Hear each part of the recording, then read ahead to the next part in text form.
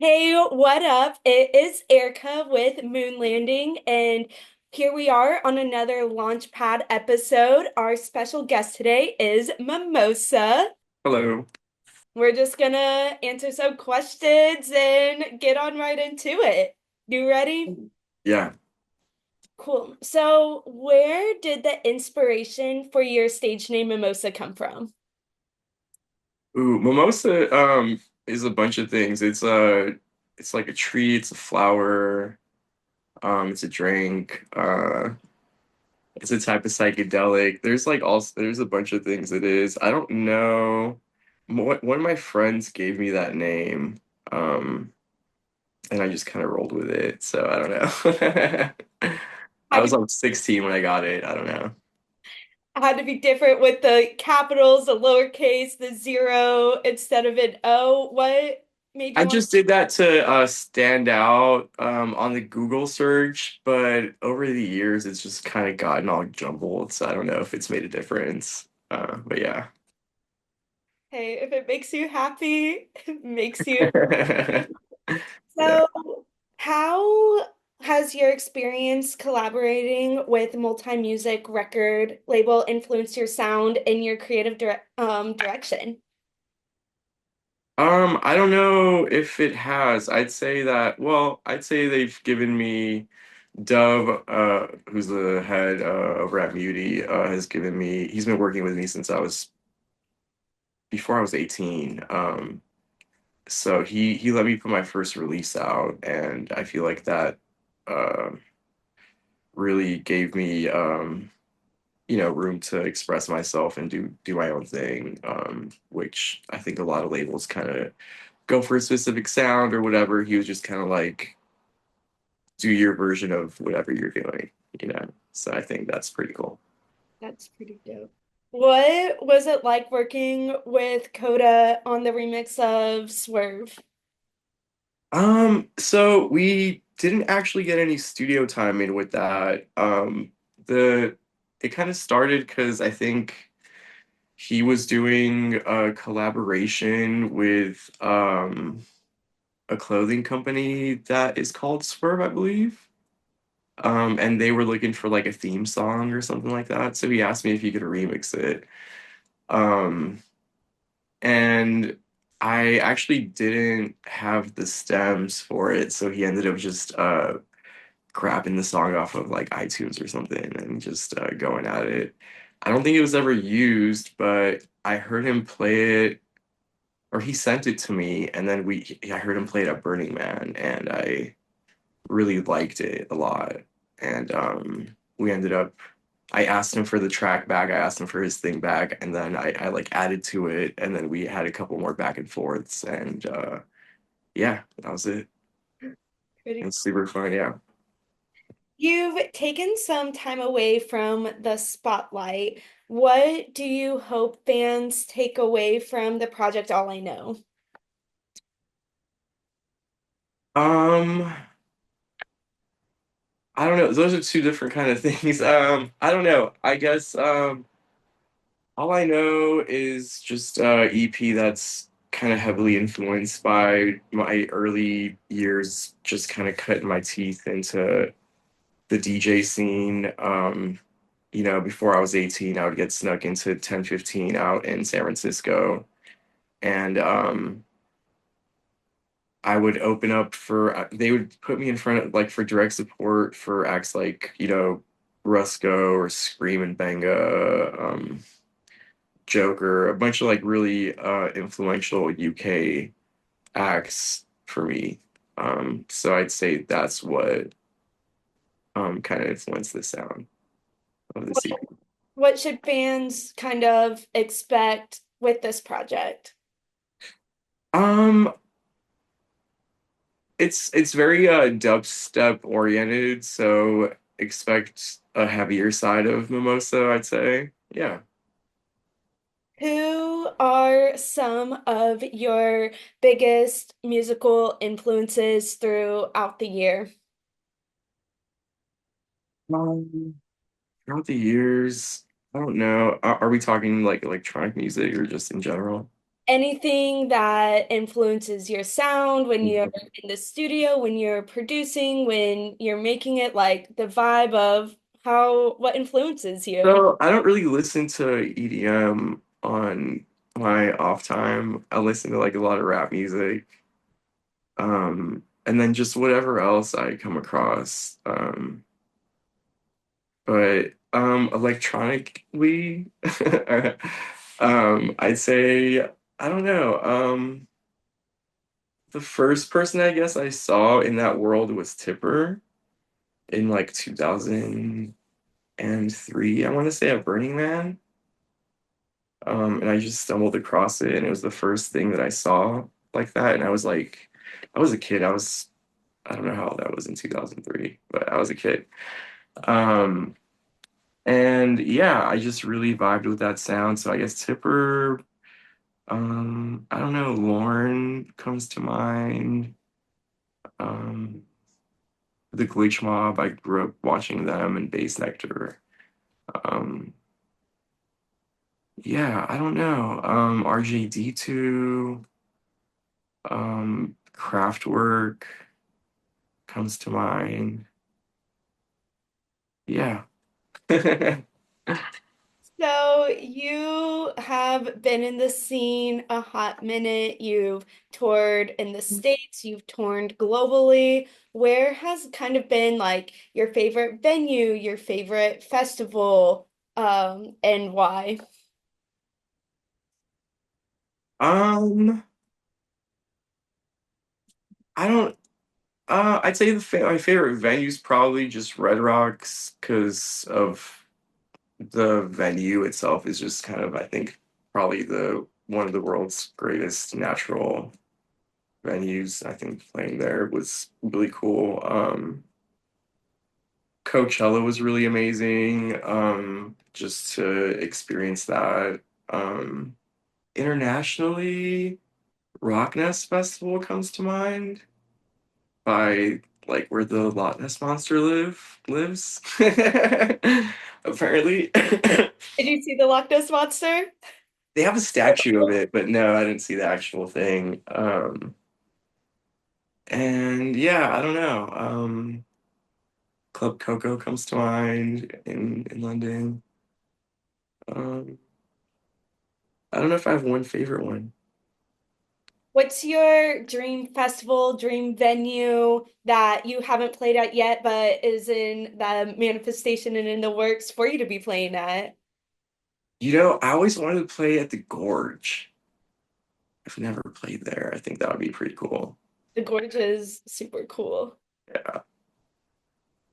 What, over like the years of you touring or just being in the scene, what has kind of been either like your most memorable or like you're playing and you're looking in the crowd and you're most like, what is going on? What are some like key takeaways you've had from being in the scene? Um, I don't know. I guess what comes to mind is just I think there was just like a initial moment like there's one moment where I remember at LIB where they let me headline. I think Beats Antique canceled that year and they had me fill in. And I just remember being on stage and just the energy of the crowd was so crazy and it was the first time I ever played anything like that. And I think that was like the the moment where like things started getting to that level and started kind of like um yeah, but there was one distinct moment where I remember looking out at the crowd and there was like a moment where we shared and um it was like a point of no return or something like that. Yeah, it was cool. So when you're not playing the stages, do you go on festivals on your own and just like really embrace what it's like to be in the crowd? And if so, what's kind of like what stage are you at? What's your favorite festival when you're not performing? Man, I honestly haven't been to any shows or festivals in quite a while, which is really sad to say. But I mean, when I am playing them, I will always go out into the crowd and just kind of hang out and go check out whatever acts I want to see, you know. So I definitely go blend in into the crowd. And I'm a short dude, so it's easy for me to just kind of go incognito and ninja. So What it could be any genre, EDM, rap, rock, whoever comes to mind. Who is like your dream collaborator? um first thing that comes to mind is Kendrick Lamar, just because I put his acapellas on everything. I mean, I take it out obviously before I release, but as I'm like working, I'll actually throw his acapellas on the track to give it flow or whatever or momentum. And then so I do that a lot regardless. And then I feel bad when I have to take it out. I'm like, oh, it's not the same. Um, but yeah, that would be a cool collaboration. I think. I don't know if that'll ever happen, but I mean, hey, never know. out Never there, know. Never take say that never. word Yeah. forward, put him on there. What advice would you offer someone like they're breaking in or aspiring to be in here? They're already starting to produce, DJ. What's just some advice like you wish you would have been told or advice you were given? I think everyone's different, you know. Advice I would have been given would be different than I would give, you know, somebody else. So I don't know. I'd say consistency is really important. Just being humble and a good person in general in life. What, Yeah. what was some advice that you were given in the beginning? See, that was the problem. I was never given any advice. I was given a lot of bad advice. So I think that was a problem for me. Hey, I mean, you still made it, so I that advice kind of Yeah. worked out in a way for you. I mean, I've learned to think for myself, but I at first definitely was surrounded by a lot of yes men. So you definitely don't want to do that. You need people to balance you out, kind of check you. 100%. Yeah, you want to have people who are going to be real with you, who are going to, you know, just yeah, keep you in check and keep you level-headed. What like are some of the things that like you needed to be in check with? Um, man, a lot. You know, when I want to say when I was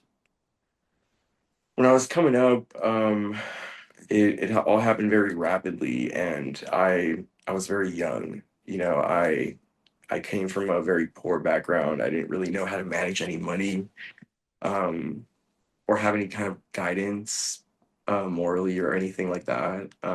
So I was just kind of thrown in this thing under this spotlight and kind of growing up under it and being tossed all this money and power, and I was kind of spiraling out. So I just yeah, I don't know. I think money management would have been helpful, some advice there. Some just general I think I don't know, like help with sobriety.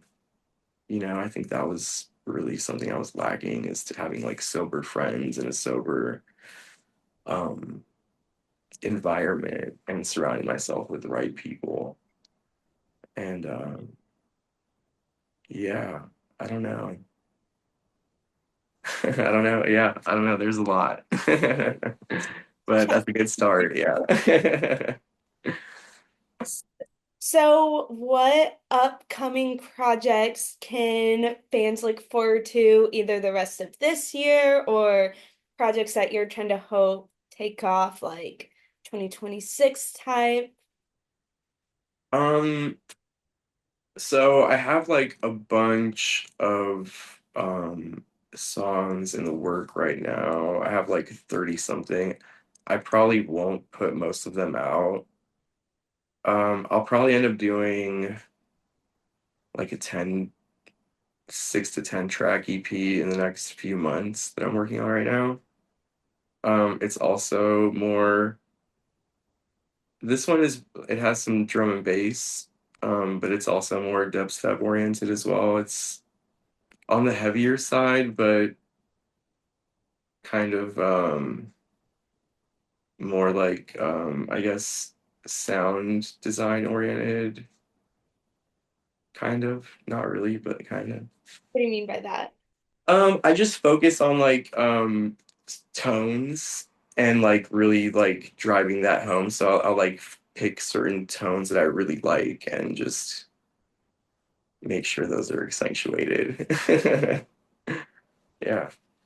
So here at Moon Landing, we believe in practicing like daily gratitude and really like checking in with ourselves, making sure, we are good and like happy and putting in those positive vibes in to the world, universe, the EDM community. So how do you practice those daily gratitudes or those like check-ins to make sure, your bucket's full so you can throw this hard music down and continue making music? Yeah, I think mindfulness definitely is very important. And then I think music therapy helps keep me very grounded. I think channeling all the chaos into the music and making more aggressive music is therapeutic in its own way. Although I've noticed that when I am feeling that, that's helpful for me to get out. I don't know if that's trauma dumping on the audience or what, but that's my therapy. And then I feel like if, if I'm going through it and I'm feeling that and that's kind of therapeutic for me, maybe that works the same for the crowd. Um, yeah, music therapy, mindfulness. I don't really meditate as much as I'd like to. I haven't meditated in a while, but I know it helps a lot. I So mean, yeah. there's the meditation apps like that you could just put on if you need that little extra boost. No, I like doing it the old school way. I like just kind of not like being distracted for some reason. I like thinking or just being mindful of my thoughts and then like getting to a place of like tranquility, I guess. So That you said that like using and channeling what like you're going through kind of helps influence like that music sound. So using that like channeling, what do you do to like prepare, get in the zone before you go in front of a crowd? um I think that's a different kind of channeling.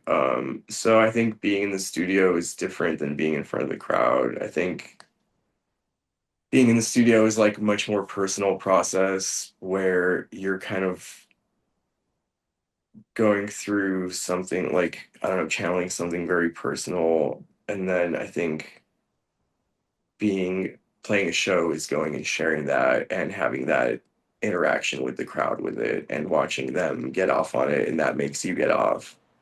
So yeah. What was the question? Any like pre-show rituals to challenge to kind of use what you like that mindfulness, gratitude, heaviness. Oh, yeah, I don't know. When I was playing shows heavily, I would always ask for, even if it's like a closet, just like a tiny space where I can just take 10 minutes before the show, just completely by myself and just kind of breathe and pray and be grateful to the universe, I guess. And I would do that regularly. And then I would feel recharged after that and then go straight to the stage from that room usually. But I don't really play shows anymore, really. I mean, I do, but not like that. Hey, maybe this is the year you get back on tour. You're releasing new projects, so putting out in front of like crowds again. Maybe. I'm not opposed to it. So, are you ready for some like rapid fire questions? Let's do it. Okay. Candy or Sprout? Sprout. Um, I'm old. One Clappers or whoopers? more time? Like, which would you rather have in a crowd, a fan clacker or a whooper? What's a whooper?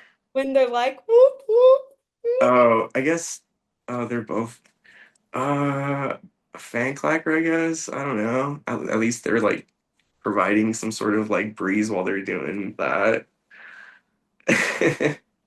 Festival stage or club venue? Festival stage, outdoors, yeah, any day.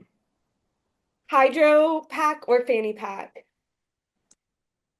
Um, Probably a fanny pack. It's more compact.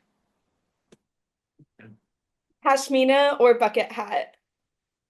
I don't know what the first one is. That like scarf thing and they're like the soft like fabrics and like people will wear them like over Isn't their that like a combo though? I mean some people do one, some people do the other, so you kind of just see it in both. I'd go for the scarf, I guess, because you could be like more mysterious with it. I don't know.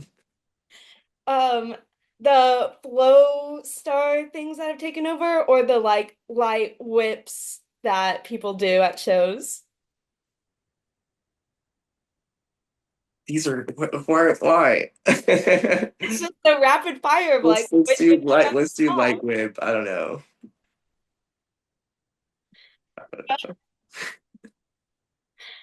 Well, that is our time on the launch pad. This was Erica with our special guest, Mimosa. Is there anything else you want to tell people or say before we sign off? Um, Go check out the EP. Follow me on all the socials. And keep an eye out for future projects. And thank you for your time. Yeah. Thank you so much.